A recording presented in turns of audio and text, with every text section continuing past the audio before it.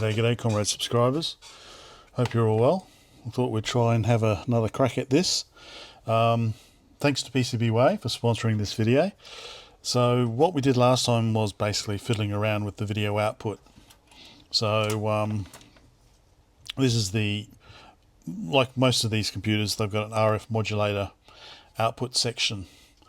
So I whipped up a simple little board here based on Sergey's modern Radio 86 video output stage, and thanks to PCBWAY for basically producing some boards for me. So this is the final result, and the idea with this is that you can take any of these 86RK based machines like the UMPK-R, this one, or the Alpha BK, or the Partner 0101, etc, etc, and just basically pop this in here, and then all we need is we'll grab one of these. We can have a look. So we've got the video output, so we've got the CRTC, so that's the horizontal and vertical retrace output from the 8275, which is this one here, the Soviet one, КР565РУ5Д1 VG75, and then we've got the character data, so that comes out of the character ROM up here via a shift register and gets mixed in with the retrace signals, and then we've got 5 volts and ground, and that should produce a baseband video output that we can use on a modern screen. That's the idea. So I can't test it yet because this machine, although it is producing output from the 8275, I don't think it's generating proper character data. And what you guys told me in the comments last time is that even if the computer's not running, even if the 8080 is not running, this is still going to generate horizontal vertical retrace signals. So we need to kind of look what else is going on. There's only one socketed chip in this one, which is the monitor ROM, which I have replaced here. This is my one from my Radio 86 homebrew there. This is the original here. So it doesn't really matter whether I put that in. So yeah, so I'll take this out. So this is basically the, well, that would plug in like this. And then I just have the video output is the extra signal there that I haven't connected. So I just need to replace this with something similar to this, probably. But we haven't got that far yet. So I'll get that out of the way and then power it on. And I thought maybe we could try comparing signals between a known working one and this to try and figure out what was going on. Let's see. Looks familiar? So this is, sometimes the machine doesn't boot.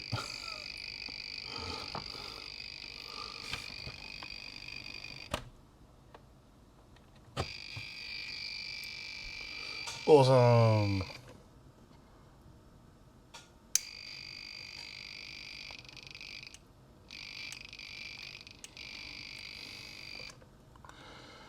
Might be shorting something.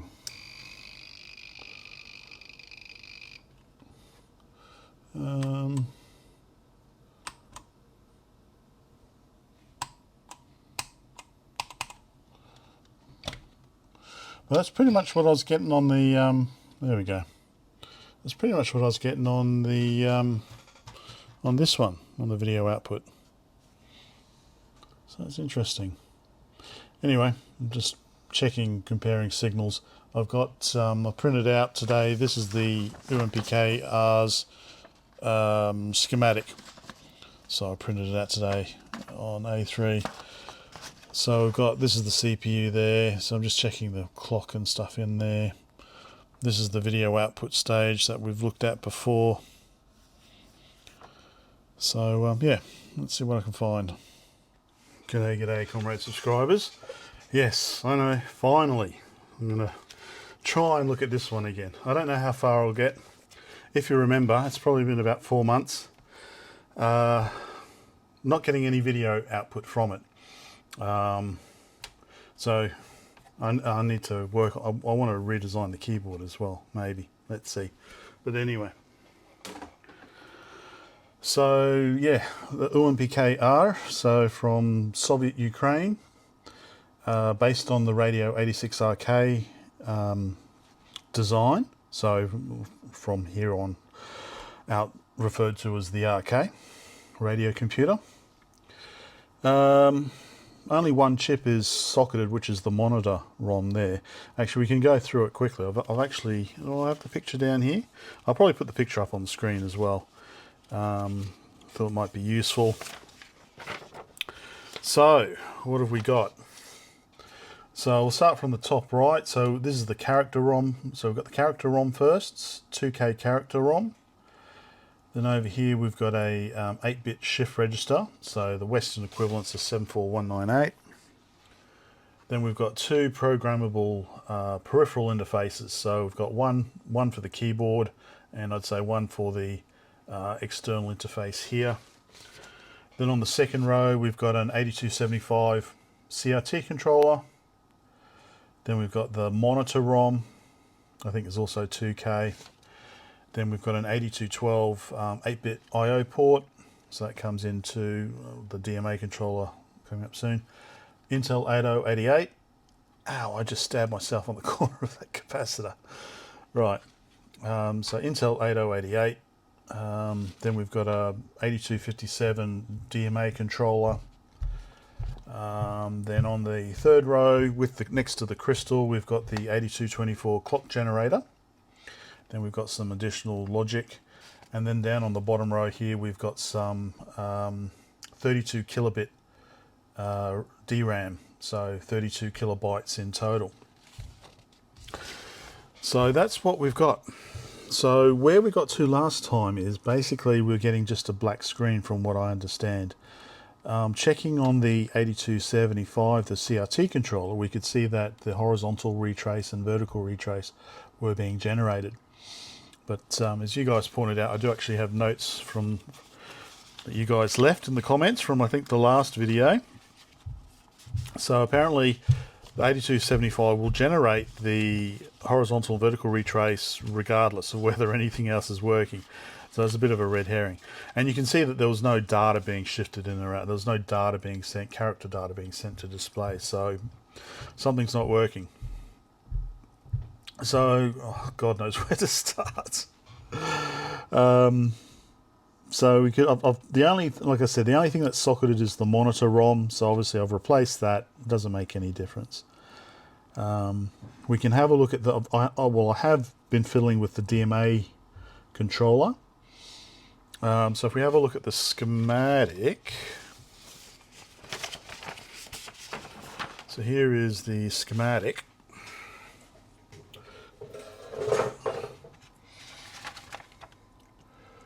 Right, so this is the DMA controller here, D2, and it's got 4 request channels or whatever, DMA request channels. Is that what they're called? 8257. Just have a look. I've just got this data sheet here. What were they called? DMA request, DRQ. Okay, so it's got 4 DMA request channels, which you can see on the side here. And you can see actually that 3 of them are grounded. So only actually one of them is in use, which is DRQ2. And because there is only one user on this board, which is, if you follow it, it'll go to, I think, the CRT generator. Where is it? Goes down there, across, and yeah, so pin 5, DRQ on the CRT generator, the 8275. So I think I have had a look on the DRQs, and there is nothing. So basically the CRT controller isn't requesting access to the memory to transfer, screen contents or something like that. Just having a long on iced tea. Yeah, so Now what? So I'll set up the oscilloscope, and we'll set up the camera, and we'll have a bit of a poke around and see what we can see. Try and make some progress. The thing is, because there's only one socketed chip, so if I haven't been able to do the simple, you know, try replacing the chips, see if that magically fixes the problem. So yeah, and of course it's also Soviet 2.5mm pitch, not 2.54 Western pitch. It's not such a problem on the smaller chips, but on the 40 pin chips, you've got to like really kind of arch to try and fit the corners in, ends in. Yes, g'day again. So, scratching my head still. I've got the logic analyzer set up, and I've captured basically powering on the machine. So according to the documentation, which is on my GitHub, let's see, blah blah blah blah. So as we know, like the Z80, the 8080 starts reading from address 0. The ROM's all the way up the top, so we need to move the ROM down effectively. And I think the first command is jump to, the first command in the ROM is to jump to the ROM address space. So the way this does this is, okay, since after reset, the microprocessor begins executing the program from the command located at address 0, and the ROM storing the monitor control program, D19, is assigned addresses starting from F800. An initial startup block has been introduced into the computer. So output at pin 5 of the D13.1 trigger. So this is D1, actually let me just power off. D1, D13. So I've got pin 5 there. At the moment the reset signal arrives, so I've got reset on the, where am I capturing reset? Oh, I'm capturing it on the 8224 clock generator. Maybe that's not the right place, but let's see. So at the moment the reset signal arrives, a logical 0 appears which disables the operation of the D9 decoder and address decoder, and through element D4.3, so D4.3, so that's D1, D13, D3, D4, is applied to the CS input, so the chip select input of the ROM, D19. So I've got chip select there. This ensures the reading of the first command from the ROM, a command for an unconditional jump to the start of the monitor. So after executing this command, the address bus will display the address code of the next monitor command, the most significant bit of which is 1. Actually, that's what I should probably do, is I should probably do A0 as well. Okay, the appearance of a logical 1 on the A15 line of the address bus switches the D13 trigger back to the initial logical 1. So on the schematic, what that's talking about is up here. So we've got D4.3, we've got D13.1 pin 5 output here. So this is D4 is an AND gate, and that goes down to the chip select on the ROM. So the output of D4.3 goes to the chip select. Okay. Yeah. So that's what I'm saying. So I'm just wondering, maybe I should capture A0 as well, which is A0, which is pin 23, it looks like. So you can see here, so this is pretty early on, you know, we're at microseconds after powering on. So if we go all the way back to the start, you can see that we're actually, the capture starts at power on effectively. Go back here, then you can see we start capturing at 0 seconds, right? So we've got D13.1 which is one of the inputs to the AND gate that determines the ROM chip select. And we've got D4.3, that's the other input. So these two inputs are ANDed together to give us the ROM chip select there. And then we've got the address A15, and then we've got the reset signal. So if we go to where reset goes high, okay, so that's the first one. Reset goes high. D19 is not selected here. We can see one of the inputs to the AND gate goes high, but obviously the D13.1 remains low. So let's continue on with the resets. Basically we want to see, okay, that's the end of the resets. What about when D13.1 goes high? Okay, so here we go. So that's the thing with D13.1 is always low. It starts low. Reset doesn't send it low. It starts low. But anyway, so we can see D4.3 is high. D13.1 goes high. Therefore, the chip select goes high. So the ROM's now selected. So this is at plus, 3.5 microseconds after booting.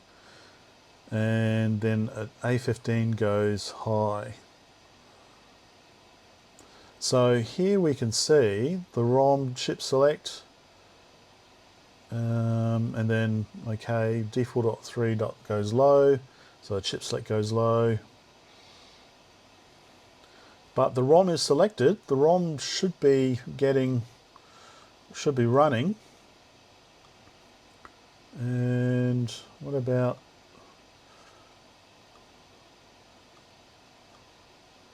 Yeah, so it looks to me like the ROM should be running. It's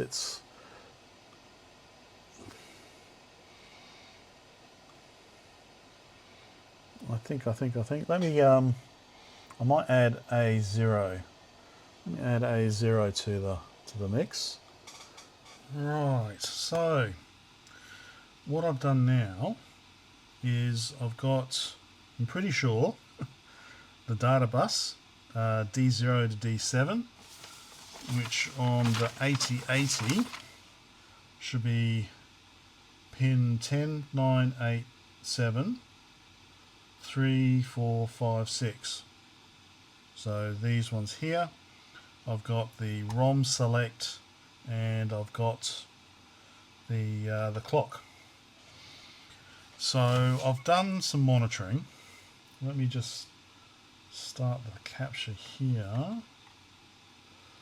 Okay, record. So let me press the button now. Alright, so I can synchronize.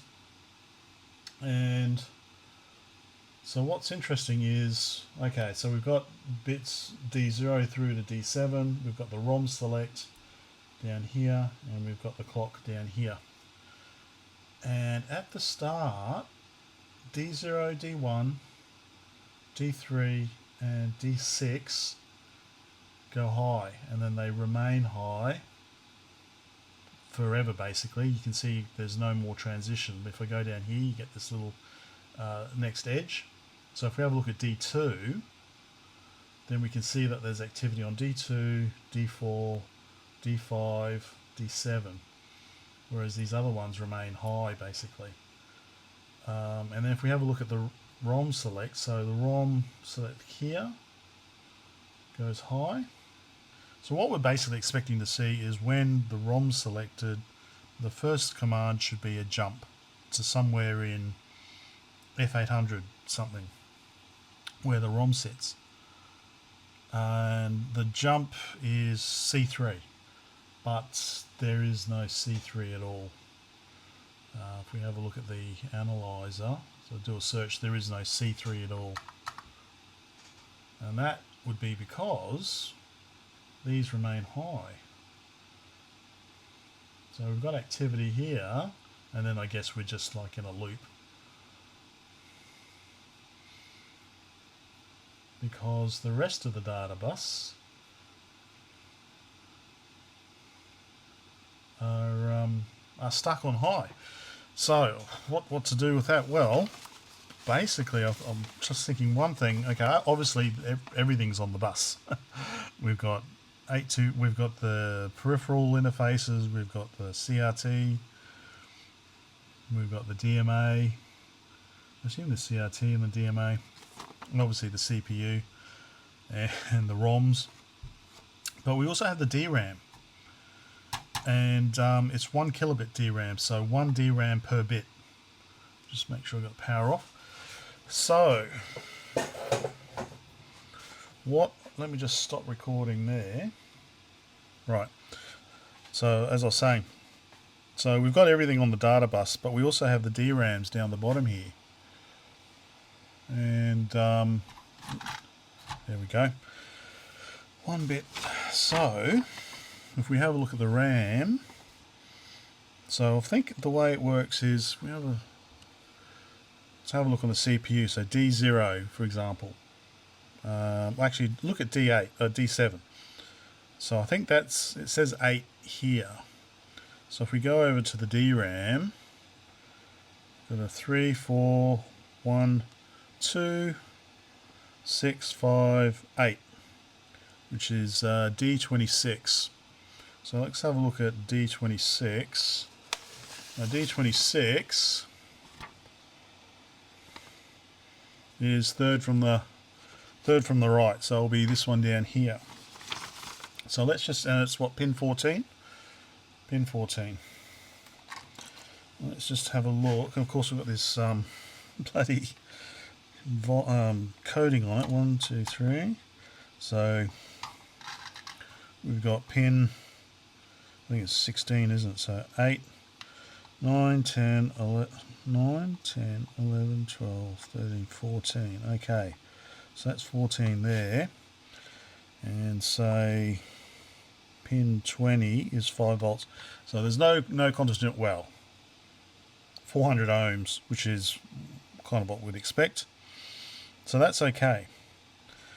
But if we have a look at, say, what was D0? D0 was one of the problem ones. So I think D0 I think is 1. So if we go over to here, over to the RAM, we've got 3, 4, 1. So it looks like it might be D22 is bit D0. D22. So D22 is that one there. 1, 2, 3, 4, 5. So fifth from the left. Okay, pin 14. Let's have a look. Actually, let's don't need these on here anymore. Let's get these off. So if we have a look, 1, 2, 3, 4. 1, 2, 3, 4, 5. What did I say? D22, didn't I? D22. 1, 2, 3, 4, 5. So that's pin 14.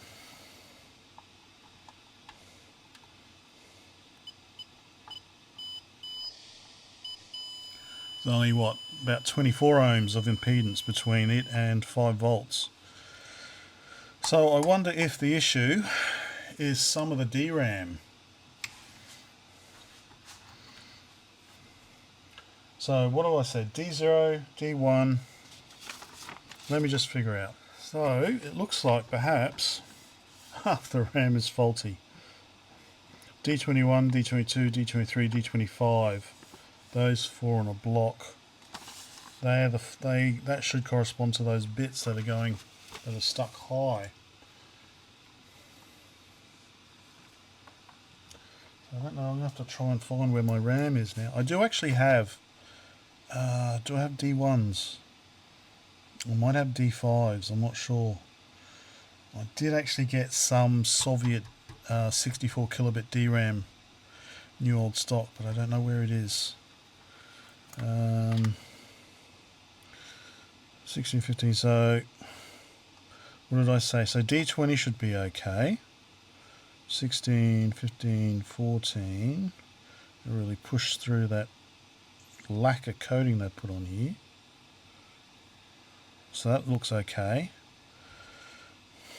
16, 15, 14. Okay, that's got high.